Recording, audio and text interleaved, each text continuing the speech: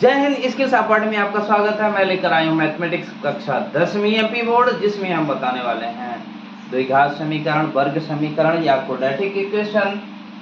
इसमें क्या होता है, बड़ा सरल है। अगर आप हमारे वीडियो को पहली बार देख रहे हैं तो सब्सक्राइब और शेयर करना मत भूलिएगा, और एक बटन होता है लाइक, उसका भी कभी कभी बेनिफिट होता है। तो चलिए यहाँ देखते हैं इसका जो द्विघात समीकरण, वर्ग समीकरण या क्वाड्रेटिक इक्वेशंस का जो व्यापक या मूल समीकरण, व्यापक या मूल समीकरण, ठीक है, इसका क्या होता है। और एक चीज, इसके पहले आप बहुपद देखे होंगे। बहुपद, तो बहुपद में और समीकरण में अंतर कितना है। एक इसका लिखते हैं ax² plus bx plus c equal to 0। ये एक व्यापक समीकरण है। इस तरह का इसके मूल जो द्विघात समीकरण होता है वो इसी फॉर्मूले में होता है। एक ही जगह कुछ हो सकता है, जैसे ये a b c, ये सभी वास्तविक संख्याएं, ठीक है। a b और c क्या है, वास्तविक संख्या है। ए बी सी क्या है, वास्तविक संख्या है। और इसकी एक शर्त और है, ए बराबर नहीं होगा 0। क्यों, चलिए एक एक करके बात करते हैं। यहाँ ए बी सी वास्तविक संख्या से मतलब है कोई भी संख्या होगी, प्लस होगी, माइनस होगी, ठीक है, या बटे में भी हो सकती है, भाग वाली संख्याएं हो सकती हैं, तो कोई ना कोई संख्या होगी। और एक चीज, ये एक शर्त कहा गया है, a इक्वल टू नॉट 0। अगर a 0 नहीं है, इसका मतलब यह है अगर a 0 हो गया तो a 0 हो गया, इसको देखिए, अगर a 0 हो गया तो 0 गुणे x² बराबर क्या होगा, 0 हो जाएगा। और जब ये 0 हो जाएगा तो कुछ नहीं बचेगा, तो ये रैखिक समीकरण हो जाएगा। तो वर्ग समीकरण के लिए क्या आवश्यक है, a 0 नहीं होना चाहिए, मतलब किसी भी जो चर राशि है उसकी घात 2 होनी चाहिए। तो ये क्या होगा, इस तरह से a बराबर नहीं है 0, ठीक है ना। अब इसके दो हल भी होने हैं, क्योंकि ax² जो वर्ग समीकरण है इसके हल कितने होते हैं, 2 हल होंगे। हल या 2 मूल या 2 उत्तर होते हैं, ठीक है। क्यों, इसको हल करेंगे। अब इसको हल करने के 2 तरीके हैं, ठीक है। इसको हल करने के भी 2 तरीके हैं। कौन कौन से तरीके हैं, चलिए यहाँ पर दोनों तरीकों को मैं नंबर एक होता है गुणनखंड विधि। नंबर 1 कौन सा, गुणनखंड विधि। अब गुणनखंड विधि, गुणनखंड जो विधि होगी, इसमें हम करते क्या है, मध्य पद को 2 भागों में बांटते हैं। मध्य पद को इसमें करते हैं 2 भाग में बांटते हैं। 2 भागों में क्या करेंगे, बांटते, 2 भागों में बांटते हैं। क्लियर हुआ, 2 भागों में बांटेंगे। अब किस तरीके से बांटेंगे, जब ये क्वेश्चंस आएंगे, एग्जाम्पल्स आएंगे, हल करने के सवाल, उसमें ये क्लियर होगा, ठीक है।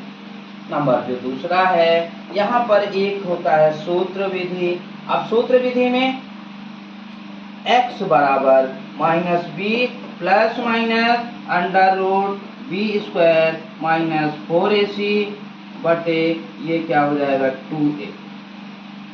x बराबर -b plus minus √b² minus 4ac बटे 2a। यहाँ पर देखिए हमने कहा इसके 2 हल होते हैं, 2 मूल होते हैं। अब 2 मूल में से क्या होगा, एक, अगर एक मूल अल्फा मान लें तो ये -b, ये प्लस √b² माइनस 4ac बटे 2a, और एक बीटा बराबर, अगर इसके हम दूसरे मूल पर बात करें तो यहाँ देखिए हमने एक, यहाँ प्लस माइनस था, यहाँ केवल प्लस लिखा है, यहाँ पर -b minus under root B square minus 4ac बटे 2a, एक बार प्लस लेंगे दूसरी बार माइनस लेंगे, तो यहाँ पर अल्फा और बीटा का मान निकल आता है। ठीक है। इसके बाद इस जो व्यापक समीकरण है, यहाँ सूत्र में आप लोग ध्यान से देखिए, जो सूत्र लिखा गया है इसमें कुछ चीजें लिखी हैं, गौर से इसको पढ़िए। तो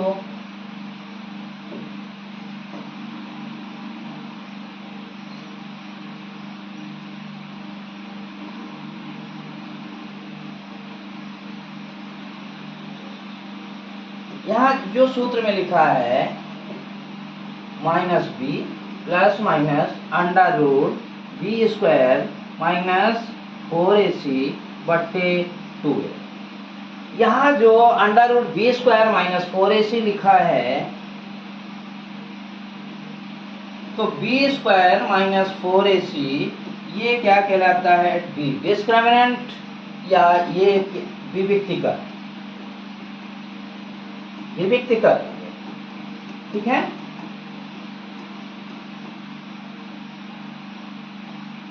डिस्क्रिमिनेंट ये विविक्तिकर कहलाता है। अब इस विविक्तिकर के अनुसार 3 स्थितियां बनेंगी। जो विविक्तिकर है इसके अनुसार 3 स्थितियां बनती हैं।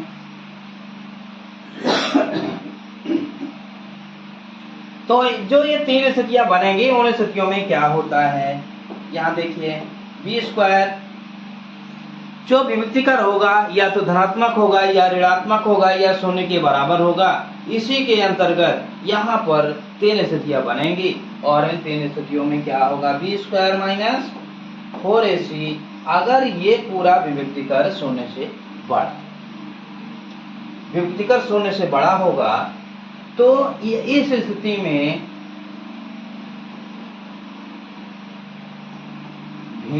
दो भिन्न वास्तविक मूल होंगे, दो भिन्न वास्तविक मूल होंगे। विविक्तिकर में क्या होगा? अगर विविक्तिकर शून्य से बड़ा है, इसका मतलब अगर वो धनात्मक संख्या है, क्या होना चाहिए? धनात्मक संख्या होना चाहिए। तो यहाँ पर ये बराबर मूल होंगे, सॉरी दो भिन्न वास्तविक मूल होंगे। नंबर दूसरा है अगर बी स्क्वायर माइनस 4ac अगर ये 0 के बराबर है, अगर विविक्तिकर बी स्क्वायर माइनस 4ac शून्य के बराबर है, तो दोनों मूल क्या होंगे? वास्तविक होंगे। दोनों मूल बराबर, पहले लिखेंगे बराबर और वास्तविक होंगे। दोनों मूल बराबर और वास्तविक होंगे। क्लियर हुआ? ठीक। अब नंबर जो 3 है, नंबर 3 पर एक चीज और है, बी स्क्वायर माइनस 4ac ये अगर शून्य से छोटा हो, अर्थात विविक्तिकर ऋणात्मक हो, विविक्तिकर का मान क्या हो? विविक्तिकर का मान क्या होना चाहिए? शून्य से छोटा होना चाहिए, अर्थात ऋणात्मक होगा। तो यहां पर स्थिति क्या होगी? दोनों मूल क्या होंगे? दोनों मूल काल्पनिक होंगे।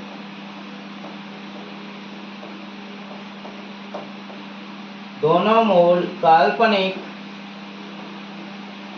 और ठीक है असमान होंगे। असमान और असमान होंगे।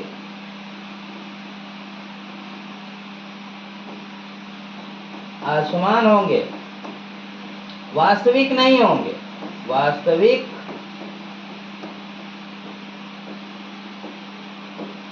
नहीं होंगे। ठीक है। तो इसी क्रम में हम अगले सत्र में यहाँ पर उन सवालों को हल करेंगे जो परीक्षाओं में आते हैं, इम्पोर्टेंस होते हैं। प्रश्नावली के सवाल हम इस पर देखेंगे। ये बेसिक चीज़ें हैं, ये बेसिक चीज़ें आनी चाहिए छात्रों से। तो इन बेसिक चीज़ों को छात्रों तक पहुँचाने का प्रयास करें और अगला वीडियो हम बहुत जल्द ही लेकर आएंगे। तब तक के लिए जय हिंद।